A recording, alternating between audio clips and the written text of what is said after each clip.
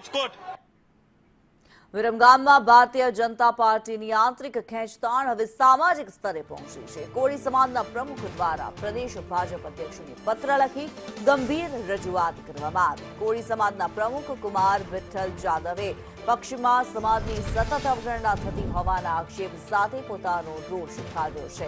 પત્રમાં સ્પષ્ટપણે જણાવાયું છે કે સંગઠનના માળખામાં કોળી સમાજના સક્રિય કાર્યકરોને યોગ્ય હોદ્દો કે સ્થાન ફાળવવામાં આવતું નથી, જે સમાજ સાથે અન્યાય સમાન છે।